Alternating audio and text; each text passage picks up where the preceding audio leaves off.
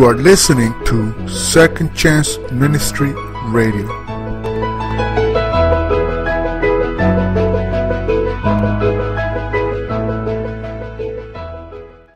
You are listening to Christian Audio's production of Between Heaven and the Real World, My Story, by Stephen Curtis Chapman with Ken Abraham. This book is read by Paul Michael. Chapter 1. Carnegie Hall, y'all. The sun was turning the freshly fallen snow to slush under my feet as I walked the familiar sidewalks of New York City on a clear February day.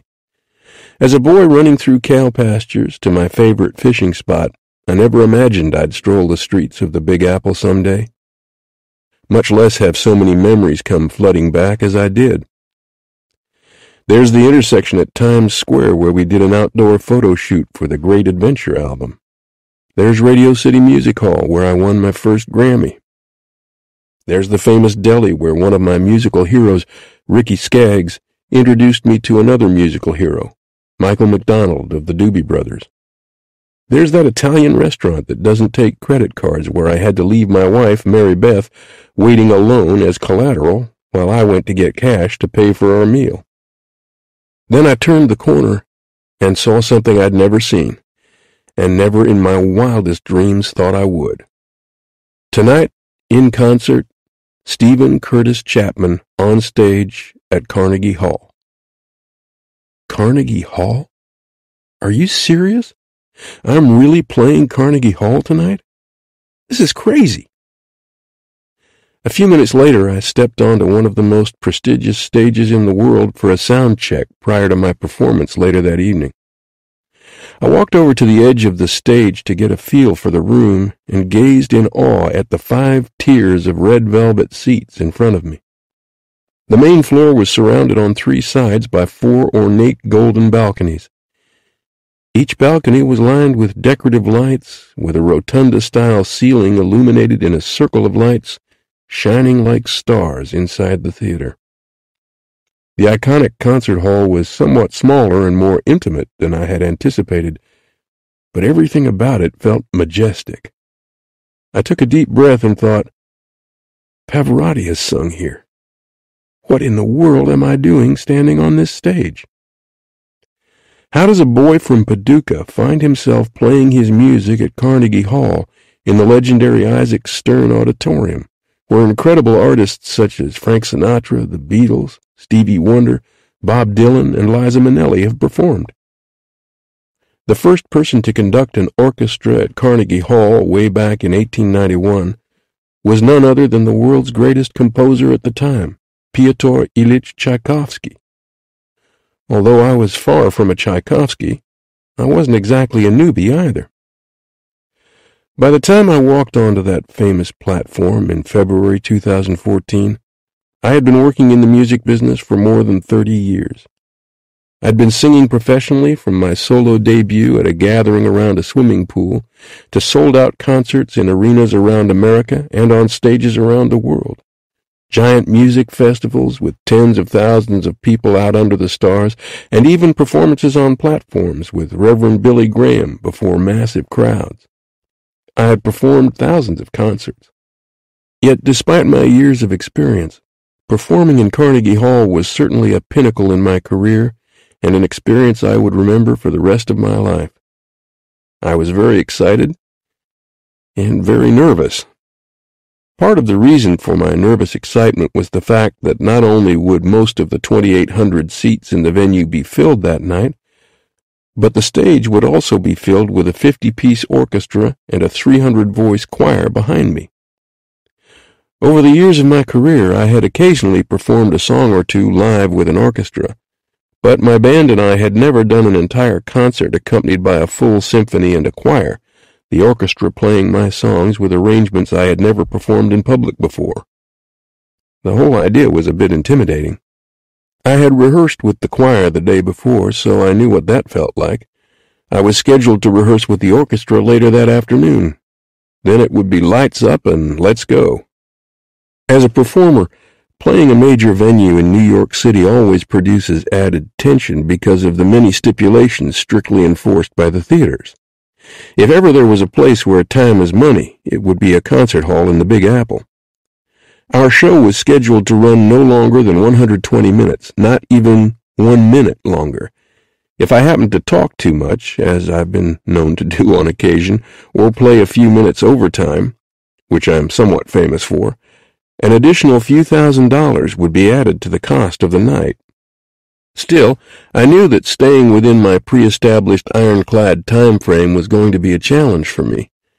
This was bound to be a very emotional evening, with my set list full of songs that had special meaning to me and an opportunity to perform them live in a way I never had before. Added to that, my wife, Mary Beth, and my entire family would be sitting in the audience cheering me on for this milestone performance. Most major New York auditoriums are staffed by professional stagehands, sound and lighting staff, and crew members whom artists are required to use to cart their equipment and merchandise in and out of the venue. All of these pros are union workers who tenaciously guard their areas of responsibility, and may God help the naive musician who decides to move his own microphone or amplifier. "Hey, put that down, that's my job," a hard-nosed union hand will shout forcefully. "Yes, sir," is the only correct response. Dressed entirely in black, the union guys are typically not too concerned with trying to be our buddies. Their attitude is, we'll do our job and you do yours, and we'll all get along fine and make this work. Some of them can be downright scary as they hover around off stage, checking cables, resetting lights, or otherwise setting up for the show. My band members and I began our sound check before the orchestra arrived, and I started to play and sing "Spring is Coming," a song that wasn't typically in the set list for my normal concerts, but one I was particularly excited about performing that night.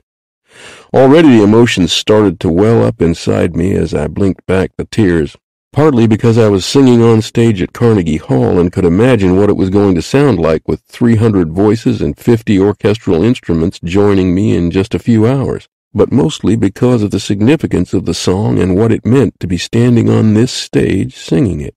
We planted the seed while the tears of our grief soaked the ground. The sky lost its sun and the world lost its green to lifeless brown. Now the chill in the wind has turned the earth as hard as stone, and silent the seed lies beneath ice and snow. And my heart's heavy now, but I'm not letting go of this hope I have that tells me spring is coming. Spring is coming. And all we've been hoping and longing for soon will appear. Spring is coming. Spring is coming. It won't be long now. It's just about here. Almost 6 years had passed since the events took place that had led me to write that song.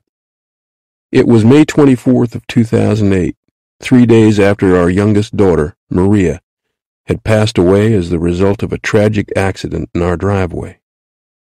My family and I had arrived at Williamson Memorial Gardens in Franklin, Tennessee, and walked to the spot Mary Beth and I had selected just 2 days earlier to be the place where the body of our little girl was to be buried. You could smell the fresh dirt as we took our seats. Our hearts were so heavy that we could hardly breathe. Many of our friends gathered around, and our pastor, Scotty Smith, began to speak. He talked about this day being a day of planting a seed that was the body of Maria.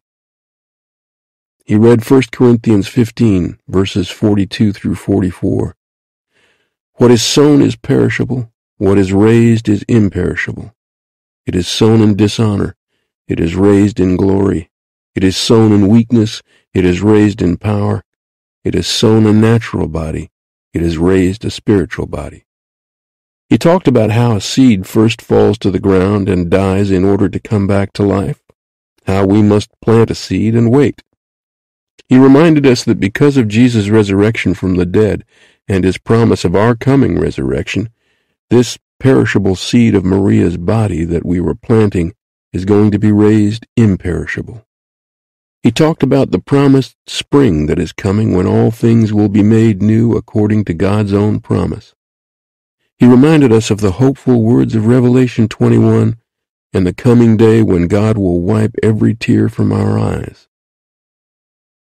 Somehow we were able to grasp God's promise, not fully, not even close to fully, but just enough that we were able to drop handfuls of dirt on the casket that day, believing that the story of Maria's life was far from over, that there is in fact a spring that is coming when we really will see her again, more alive than ever. That day we were able to catch a glimpse of heaven in our very real world, a glimpse we desperately needed, and the hope it gave me inspired the song, Spring is Coming. Now during the sound check at Carnegie Hall, after singing through an emotional verse and chorus of that song, I noticed a commotion on the side of the stage. Several big burly stage crew guys were gathered around a man who was down on one knee on the floor. They had their hands on the back and shoulders of the man who had knelt down, and he appeared to be crying. We cut short the sound check, and I went over to the men thinking that perhaps somebody was hurt or something else was wrong. "Is everything okay?" I asked. I looked at the man on his knees, his face still wet with tears. "Are you all right?" He looked up at me and quietly said, "I have one of those stories." He slowly stood to his feet.